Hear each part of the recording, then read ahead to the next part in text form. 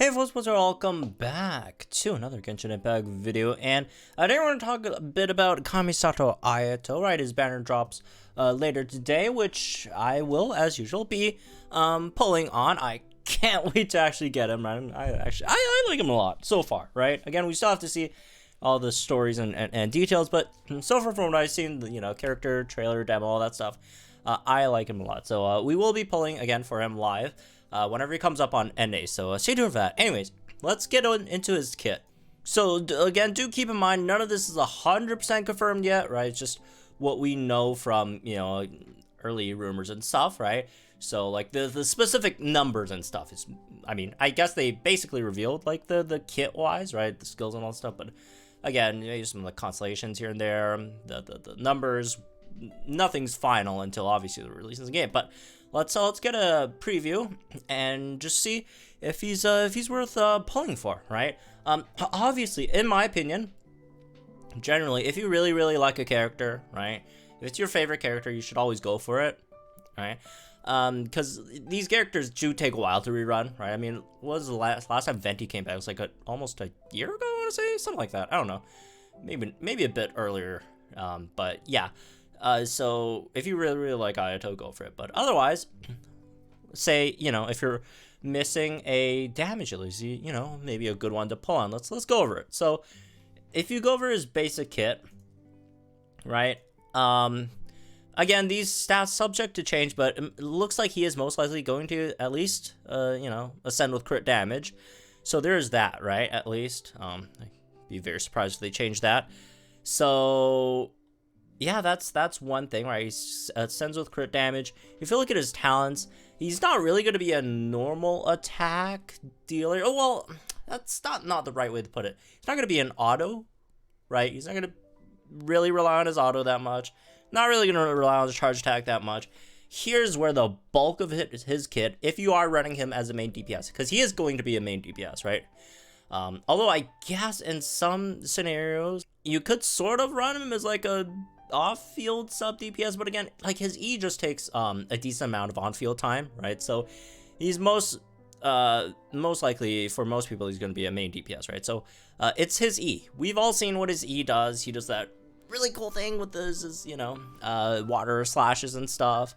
So those all scale on normal attacks. So even though he's not an auto attack damage dealer, he is he does all scale with normal attack damage, right?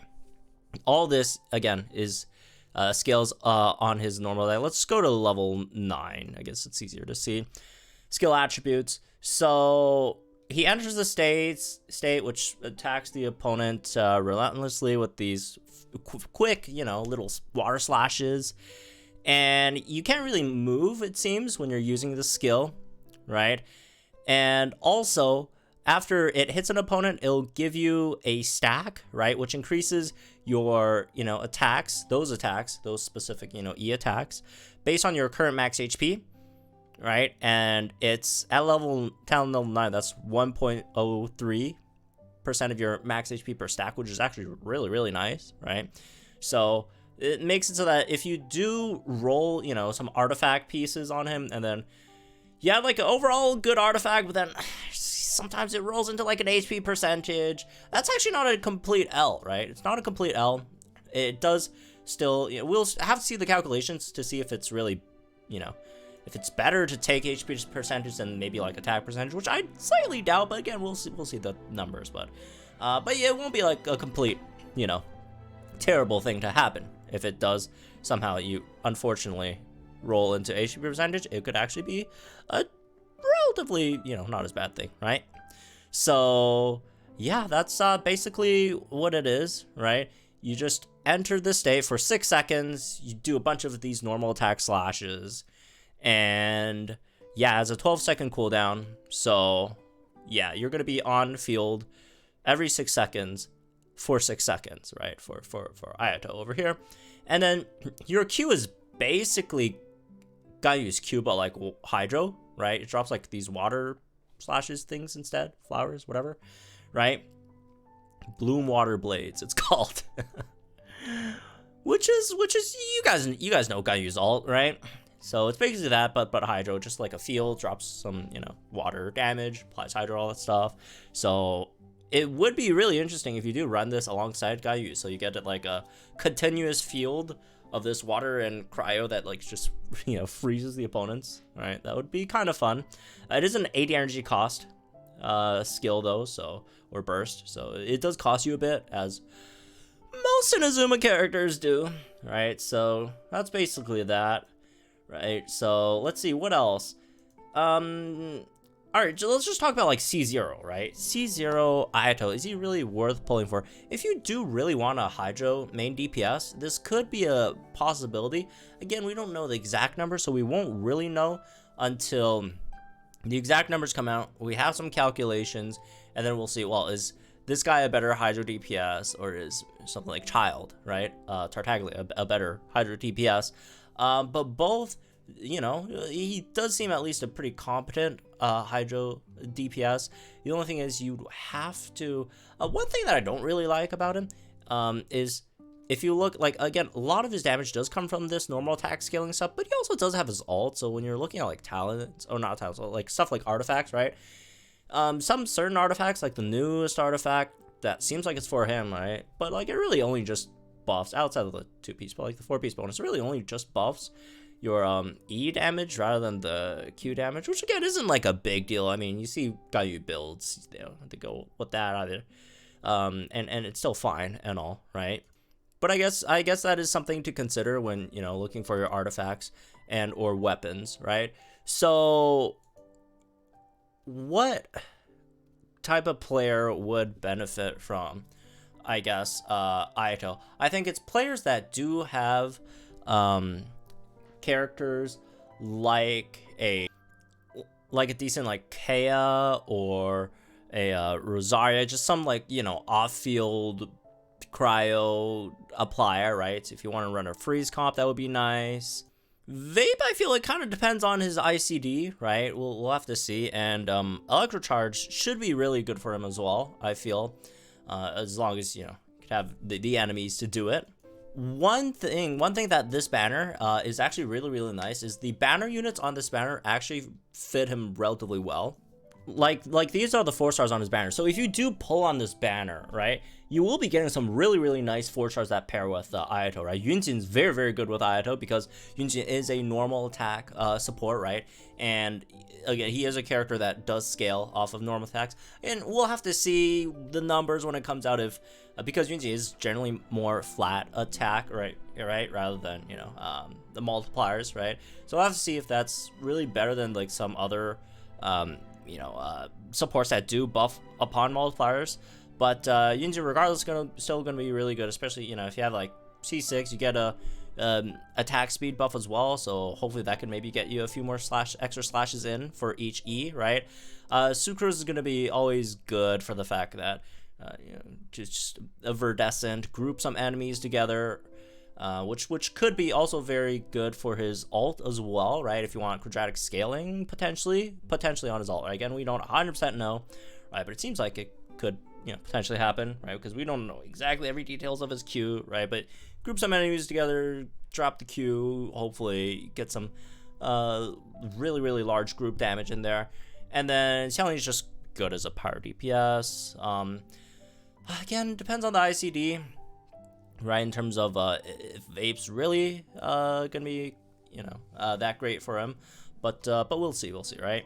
One thing though is that if you want to compare him with Child, one good thing that he does have over Child is that if you do run him with Venti, who's also rerunning alongside his debut banner, right, Ayato's debut banner, his hits can actually, at least presumably from what we've seen in the trailers, it seems like his moves could potentially hit enemies that are within Venti's vortex, whereas Child's unfortunately, you know, generally can't, right? So he could actually work decently well with Venti. You can maybe do a sort of Morgana comp, right, with like Ayato in there instead of Gaiyu, or you could run both. Well, that would require to take out the 2, you know, facilitators, but you know, But yeah, you could maybe run a pretty powerful, again, Morgana comp with Ayato in there instead of Ganyu, right? You had the vortex sucking everyone in. You got the extra damage from from Mona. Again, you don't have like the freeze, so it's not gonna have like that effect, right? But you could potentially swap out like a Diana for, actually maybe you could still have Diana in there for, I don't know, just some, maybe freezer, maybe it is a possibility to run him and Ganyu in like a Morgana comp, right? So that could potentially be a possibility. That could be relatively nice. He's probably not going to work that well with Child though, because Child's team comps are very, very restrict. Like at least the top, team comps for Child are pretty restrictive. Obviously, both of them do require a decent amount of on-field time as well. So, although Ayato, like, you just have, again, decent amount of on-field time, but there's always that 6 seconds cooldown where you're not really on the field, right? Unless you're using your burst, but then your burst you could just swap off the field, right? So you generally do want to use that 6 seconds to swap characters, whether do their bursts or elemental skills to help your Ayato's E do more damage once you swap back in. So one other thing is that to keep in mind, because the upcoming Yelan, right, is also going to be a Hydro character. They haven't really released too many of the same element characters that do like similar things in a row, right? Other than like, I guess, Albedo and Zhongli, they're both like Geo supports. But then again, supports, unless it's like a specific, element, generally, like Zhongli, he's a shield bot for like any team, right? It doesn't have to be Geo. Obviously, he gets the extra stuff in Geo, but he doesn't have to be in Geo. Also, Albedo doesn't have to be in Geo too. He has other capabilities outside of Geo teams. But I would highly doubt they throw out like 2 Hydro DPSs in a row, right? So I do kind of doubt that Yelan might be a DPS. Maybe I will do a video more in depth in that later. But anyways, let's look at his constellations, I guess, right? So again, you have to wait until everything comes out. These have changed like a billion times, right? So the first constellation, the Shinshuiken, damage is increased by 40% against opponents with 50% HP or less. I'm personally not a huge fan of this, right? It's obviously, it's gonna be good once they drop under 50% HP. It really depends on what, I guess, enemies you're facing, right? Let's see. World Source is your second constellation. Your maximum stack count is increased to 5. When Ayato has at least 3 Namisen stacks, his max HP is increased by 50%.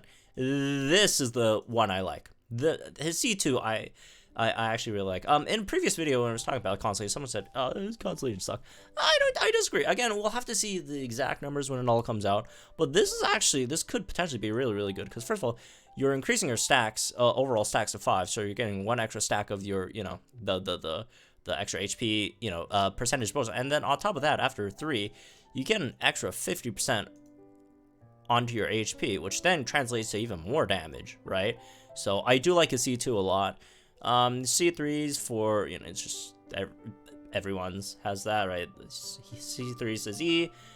C4 after using his burst, right? All nearby party members will have a 15% increased normal attack speed for 15 seconds, which is good for himself, right? Because he does have that, it is normal. His E is normal attack damage, right? I don't really think off the top of my head that you're really running him with too many other normal attack damage dealers, right? I don't think. Yeah, not really. So, I guess Ayato Eula? I don't know. I'm not a fan of that. Eula takes up a bit too much field time. Yeah, I'm not a huge fan of this. It's kind of whatever. His C5 is his alt +3, and then he's C6 after using Kamisato Ayato. Actually, which one's which? Is Suyu? Yeah, never mind. I was right. The Suyu his E, and then or is his burst, and then Kyoka is his E. So after using his E, Ayato's next Water Sword attack will create 2 extra Water Sword strikes where they hit opponents. Each one dealing 450% of Ayato's attacker's damage. Both these Shinshuiken attacks will not be affected by Naimisen. This is slightly unfortunate, but like, come on. This is a huge burst damage off of his E, right? So obviously C6, everyone C6 is like really, well, not everyone, but like most characters C6 are like incredibly good. But yeah, I'd say if you are going for him, right? If you are going for him, I'd say C2 does seem like a solid deal, right? Does seem like a solid deal. C2 again is slightly expensive, so you don't have to go for like in one run. You could go for like C1 or just C0. Maybe try for C1, and if you lose the 50, you know, maybe save for something else. And then when he reruns, maybe try to get to C2. All right, again, I don't know what you guys' gem situation is, so that's up to you, obviously. But his C2 does definitely look really nice. I wouldn't really go for C4. C3 is okay, just because again, that's where a lot of his damage, or a lot of decent damage output does come from, right? C5's whatever. I mean, it's not bad. It's just nice, I guess. This one's not terrible either, but it's also nothing crazy, I don't think. And his C6 is obviously crazy, but yeah, I'd say if you are, if you have a decent amount of gems, I'd say maybe try to aim for C2, right? Maybe try to aim for C2. I guess the only other, character you want to look out for outside of, this patch, unless you're a huge Venti fan, would be Ayaka, because Ayaka is just nuts, right? Ayaka just nuts. Also C2 Ayaka as well, right? So, I think Ayaka is a bit more, in terms of, a main damage dealer, she's a bit more proven, right? She's a proven, really good damage dealer. Definitely up there with the top, damage dealers in the game. Again, I don't think Ayato is gonna be particularly bad, right? It really does, again, depend on the details when he fully comes out. I'll definitely do another video after he comes out, right? Again, I'm planning to pull on him, so we'll see how it goes. But yeah, I would just maybe hold on to her gems until he completely comes out, so you see all the different mechanics, see if it, 100% how it works, the numbers, ICD, all that stuff, right? And then maybe decide between Ayato or Ayaka or whatever else you want to do. So anyways, that's me in this one. I guess I'll be on normally, guys. Think in the comments down below. Like and enjoy this video, subscribe to my channel for some more Genshin Impact content. Again, we will be pulling for him when he comes out, so make sure to join, check it out, and have fun, folks. I'll see you guys in the next one.